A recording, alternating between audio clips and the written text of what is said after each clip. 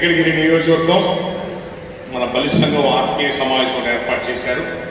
కృష్ణయ్య గారు మిగతా పెద్దలందరూ కూడా మొదటి నుంచి ఇక్కడ కొంచెం మా బలి సంఘం కార్యక్రమాలు గత 5-6 సంవత్సరాల నుంచి విస్తృతంగా ప్రతి వారం కార్యక్రమం చేయటం, సేవా కార్యక్రమాలు చేయటం, నెక్స్ట్ పోలేరమ్మ అమ్మవారికి మంచి బంగారు నాగేపట్నం అమ్మవారికి, ఇలా మనందరి యొక్క గౌరవం వహిస్తూ అనేక సేవా కార్యక్రమాలు. అన్న ఎవరు మాట్లాడబాగండి ఉంచారు. మన మిగతా మండలాలు కూడా రాపూర్ అన్ని మండలాలు కూడా వెళ్తాం, అక్కడ కూడా సేవా కార్యక్రమాలు చేయడం చేస్తున్నారు. లాస్ట్ మన పోయినసారి అమ్మవారికి పోలేదమ్మ నగ కూడా దాదాపు 10 లక్షలు అయిందండి. అంటే అమ్మవారి నగ ఎంత అయింది? దాదాపు 8 నుంచి 10 లక్షలు అయింది. మన బలి సంఘం పెద్దలు నా చేతుల మీదుగానే అమ్మవారికి నగ ఇచ్చారు. అది అదృష్టం. పోయినసారి బీజేపీ పార్టీ బై ఎలక్షన్ జరిగింది, తిరుపతి ఎంపీ బై ఎలక్షన్ జరిగినప్పుడు కూడా మేము మన సాయి లోకేష్ గారు బీజేపీ పెద్దలందరం కూడా ఇక్కడికి వచ్చినప్పుడు అప్పుడు కూడా మన బలి సంఘం పెద్దలందరూ మంచి సమావేశం పెట్టారు, బీజేపీ పార్టీని అంతగా సపోర్ట్గా.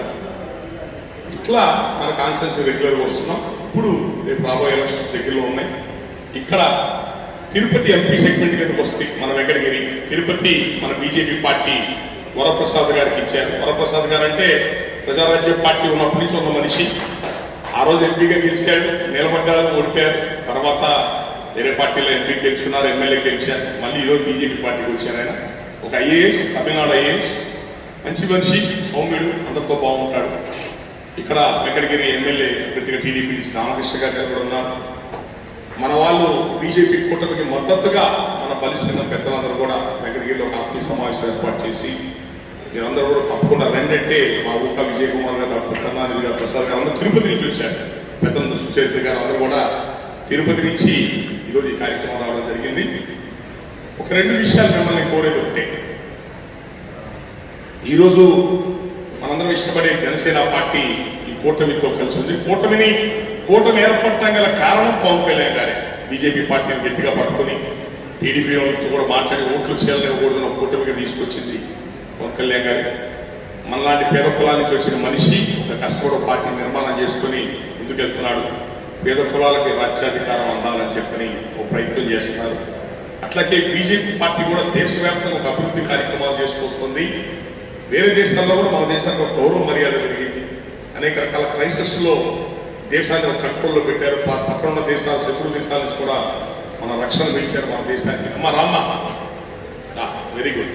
మా అందరి మొదటి నుంచి మాతో పాటు పనిచేస్తారు, మా కుటుంబ సభ్యులు. రామ్మ కూర్చోండి.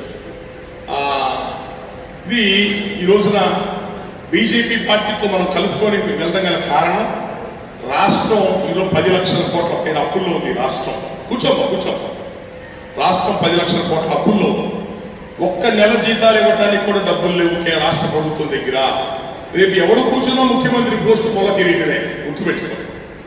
ఒక్క రోజు కూడా అప్పు చేయకుండా రాష్ట్ర యంత్రాంగం నడవదు. ఆ పరిస్థితిలో మన రాష్ట్రం ఉంది. ఇది గాలిలో పడాలంటే కేంద్ర సహకారం కావాల్సిందే.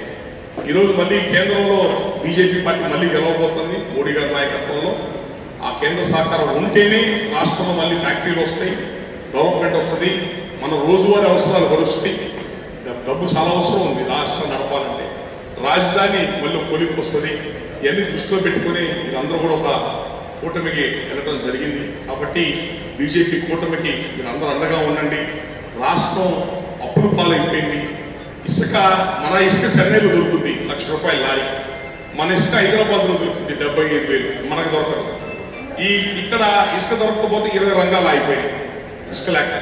ఆ లెక్కరు ఎక్కడెక్కడ కంపెనీలు, వాళ్ళ కంపెనీలు పక్క రాష్ట్రాలు ఎవరు పర్మిషన్ కూడా ఇవ్వరు. ఆ కంపెనీలు ఆ రేటు కూడా 3-4 రేట్లు ఎక్కువ రేటు. ఆరోగ్యాలు పాడైపోతున్నాయి, మానసికంగా రోగులు అయిపోతున్నారు. ఆ లెక్కరు మనది పాపం సొమ్ము. అది ఎలా అరుగుతుందో నాకు అర్థం కాక కొంతమందికి ఆ పాపం సొమ్ము. నెక్స్ట్ కరెంటు బిల్లులు ఎంత కడుతున్నారు మీరే చూస్తున్నారు కదా. నిత్యావసర సరుకుల పరిస్థితుల్లో చూస్తున్నారు కదా. డిగ్రీ చదువుతున్న పిల్లోడికి ఎవరికైనా మన రాష్ట్రంలో ఉద్యోగం ఉందా?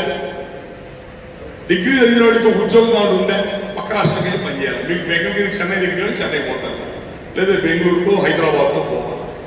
రాష్ట్రం ఎట్లా అయిపోయిందనంటే అప్పులు చేసి పప్పులు బెల్లాలు పంచుతున్నాం.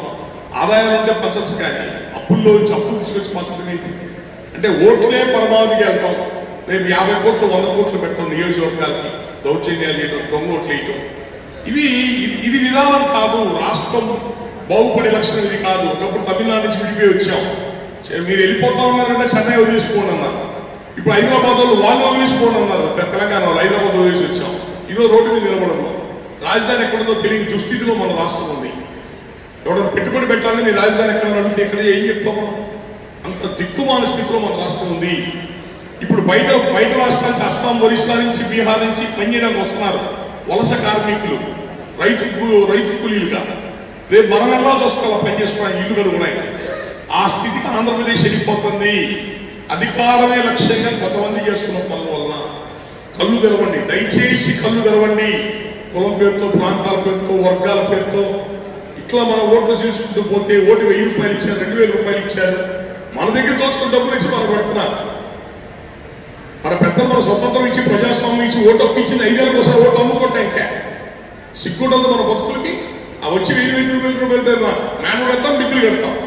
ముఖ్యంగా బలుజులు చెప్తున్నా, కృష్ణదేవరాయల మావాడు ఉంటారు, ఇక్కడ ఉండే ఉంటాడు. కృష్ణదేవరాయల వెనకాల ఉన్నాడు. కృష్ణదేవరాయల మావాడు ఉన్నారు కదా, మొత్తం దక్షిణ భారతదేశాన్ని పరిపాలన. నేను 5 రాష్ట్రాలు కన్వీనర్.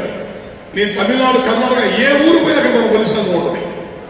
మదురై, తంజావూరు ఏ ఊళ్ళకి వెళ్ళినా అక్కడ నాయకుల విగ్రహాలు ఉంటాయి, మన బలిజ నాయకుల విగ్రహాలు ఉంటాయి. ఆ గుళ్ళు డెవలప్ చేసుకున్నాం.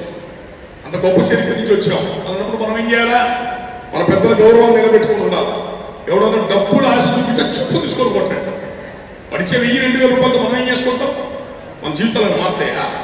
కొద్దిగా ఇట్లాంటి విషయాలు దయచేసి అందరూ ఆలోచించండి. రాష్ట్రాన్ని గాడిలో పెట్టే ప్రయత్నం చేద్దాం. ఈ ఎలక్షన్లో మనం అటు అంధకారంలో వెళ్ళిపోవటమా, మళ్ళీ బాగుపడటమా అని తెలియపోతుంది. ఎలక్షన్ కొంచెం బాధ్యతాయుతంగా రేపు ఎలక్షన్లో అందరూ కూడా ఉండి బీజేపీ పార్టీ ఎంపీ అభ్యర్థి మన వరప్రసాద్ గారికి, ఎందుకంటే రేపు కేంద్రంలో గెలవబోతుంది బీజేపీయే. ఆ ఎంపీ మీ చేతిలో ఉంటే మీకు ఏమో చేసి పెడతారు ఈ ప్రాంతాల్లో. కాబట్టి ఆ ఎంపీ అభ్యర్థి వరప్రసాద్ గారికి గట్టిగా నిలబడి చేయండి. ఓటమిలో ఉన్న రామకృష్ణ గారికి మీ అమూల్యమైన ఓటు హక్కు జాగ్రత్త వినియోగించుకోండి. రేపు ఎలక్షన్లో గుర్తుపెట్టుకోండి, ఈవీఎం మిషన్స్ ముందు ఫస్ట్ మిషన్ ఎంపీ ఓటు, రెండో మిషన్ ఎమ్మెల్యే ఓటు. ఇది గుర్తుపెట్టుకోండి. ఫస్ట్ మిషన్ ఎమ్మెల్యే ఎంపీ ఓట్లు కమలం గుర్తుంటుంది, జాబ్ చూసుకోండి. రెండోది నొక్కగానే మీ ఓటు పడ్డట్టు కాదు, నొక్కిన తర్వాత సౌండ్ వస్తుంది. సౌండ్ వస్తేనే మీరు ఓటు వేసినట్టు, లేకపోతే లేదు. మీరు నొక్కి పక్కకు వస్తారు, వేరే నొక్కుంటారు. దాన్ని అది జాగ్రత్త. రేపు రాబోయే ఎలక్షన్ చాలా చండాలంగా గందరగోళం ఉంటుంది, దుర్మార్గంగా ఉంది. కాబట్టి అందరూ ఓటు హక్కు వినియోగించుకోండి. ప్రతి వాళ్ళు ఓటు వేయాల్సిందే. సోమవారం ఎలక్షన్ సెలవు వచ్చింది కదా, శని, ఆది, సోమవారం 3 రోజులు కలిసింది కదా, తిరుపతి కొండకు వెళ్దామా, పిల్లల్ని తీసుకుని హైదరాబాద్, బెంగళూరు పోదామా, ఇలాంటి పనులు చేయొద్దు. ఓటు వేసుకొని ఓటు వేయని వాళ్ళు చచ్చిపోయినతో సమానం. గుర్తుపెట్టుకోండి, ఓటు హక్కు వినియోగించుకోండి ఖచ్చితంగా. రేపు ఎండలు ఎట్లా ఉన్నా ఏమన్నా సరే ఓటు హక్కు వినియోగించుకోండి. రెండోది, ఉద్యోగస్తులు, ప్రభుత్వ ఉద్యోగస్తులకి మన పోస్టల్ బ్యాలెట్ మొదలైంది. 3వ తారీఖు నుంచి 8వ తారీఖు దాకా రాష్ట్రం మొత్తం కూడా వాళ్ళందరూ కూడా ప్రభుత్వ ఉద్యోగస్తులు కూడా పోస్టల్ బ్యాలెట్ ద్వారా మీ ఓటు సద్వినియోగం చేసుకోండి. చాలా ఓట్లు విధానం తెలియక మురిగిపోతున్నాయి. అవి ఎట్లా వేయాలో అడిగి జాగ్రత్తగా వేయండి. Thank you.